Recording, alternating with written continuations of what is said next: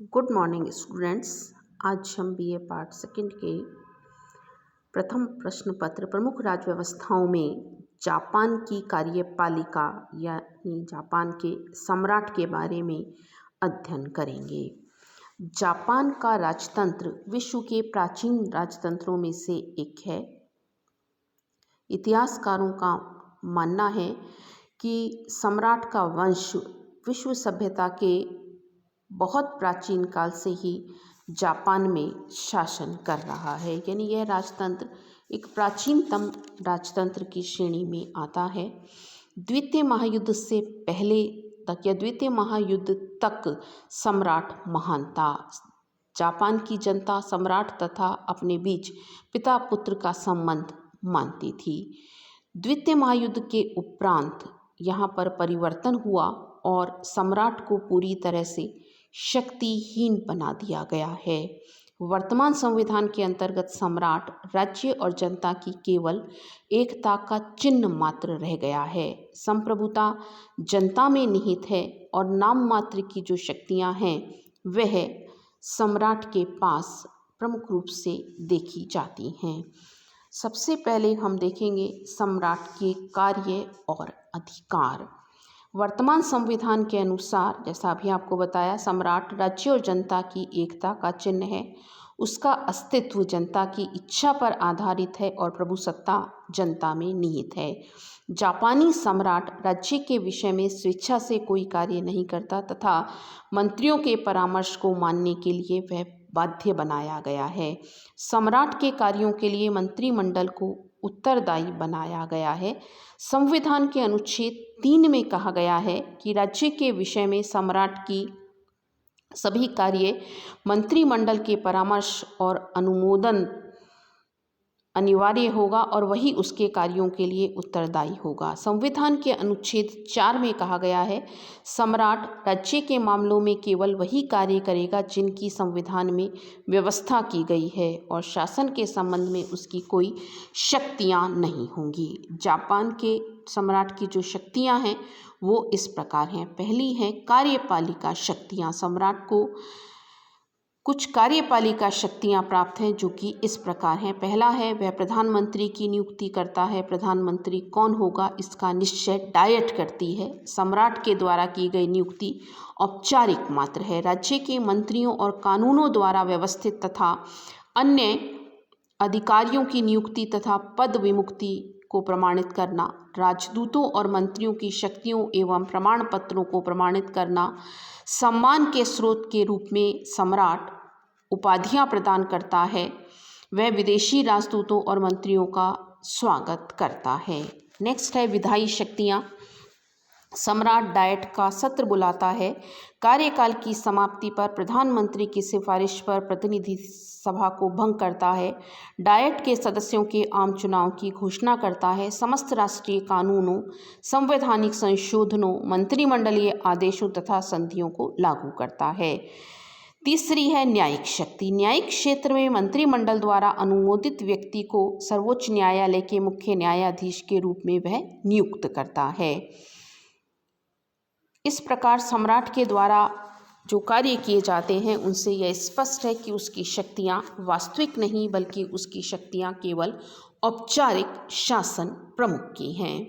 राज सिंहासन का उत्तराधिकार। अनुच्छेद 3 के अनुसार सम्राट का सिंहासन आनुवंशिक होगा, यानी वंश परंपरा के अनुसार होगा। सम्राट के मृत्यु के बाद उसका जो बड़ा बेटा है वह गद्दी का उत्तराधिकारी बनता है और अगर पुत्र नहीं है तो बड़ा पुत्र नहीं है तो फिर सबसे बड़ी पुत्री को यह अधिकार प्राप्त है।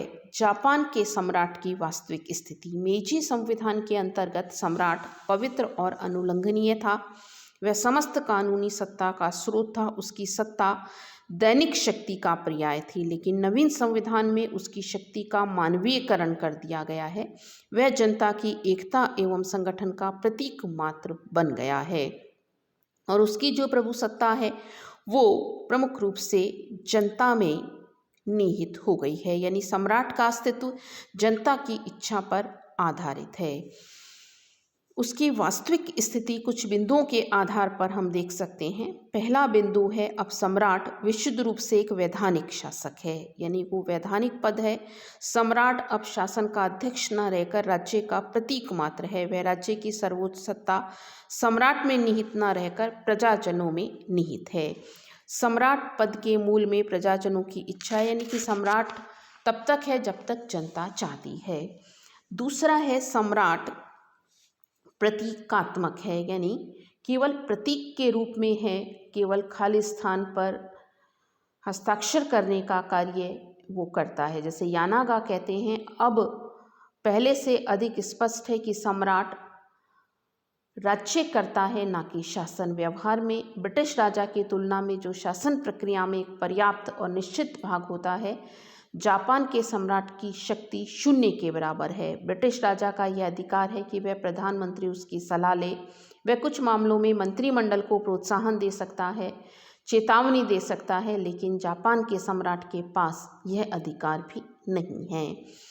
नेक्स्ट है शक्तिहीन अध्यक्ष। वह शक्तिहीन अध्यक्ष है, केवल उसका संबंध राज्य के औपचारिक कार्य मात्रों से रह गया है। शासन के मामलों में वो दखल नहीं दे सकता, वह स्वेच्छा से कोई कार्य नहीं कर सकता। यानी जापान की संवैधानिक प्रणाली में सम्राट का पद एक व्यर्थ पद के रूप में ही एक तरह से दिखाई देता है। अगर हम जापान के सम्राट की तुलना ब्रिटेन के सम्राट से करें तो हम अभी यानागा का एक कथन आपको लिखाया था कि भाई जो ब्रिटेन का सम्राट है वो चेतावनी दे सकता है, परामर्श दे सकता है, प्रोत्साहन दे सकता है, लेकिन जापान के सम्राट के द्वारा यह कुछ नहीं किया जा सकता। अगर इनको तुलनात्मक दृष्टिकोण से हम देखें तो हम यह कह सकते हैं कि इंग्लैंड में सीमित राजतंत्र की स्थापना और पूर्ण लोकतंत्र का विकास हुआ है, जबकि यहाँ पर सीमित राजतंत्र स्थापित किया गया है और लोकतंत्र को मान्यता दी गई है। ब्रिटेन और में वास्तविक शक्तियां मंत्रिमंडल और संसद के पास हैं और जापान में यह शक्तियां मंत्रिमंडल और डायट के पास हैं। ब्रिटेन में सम्राट राज्य करता है, शासन नहीं। यही स्थिति जापान के सम्राट के लिए भी हम कह सकते हैं कि जापान में सम्राट राज्य करता है, शासन नहीं। ब्रिटेन का सम्राट वैधानिक अध्यक्ष है और जापान का सम्राट भी वैधानिक अध्यक्ष है। ब्रिटेन में पैतृक राजतंत्र है और जापान में भी पैतृक राजतंत्र है। ब्रिटेन में उत्तराधिकार का कानून संसद द्वारा तय होता है और जापान में भी उत्तराधिकार का कानून डायट के द्वारा तय होता है।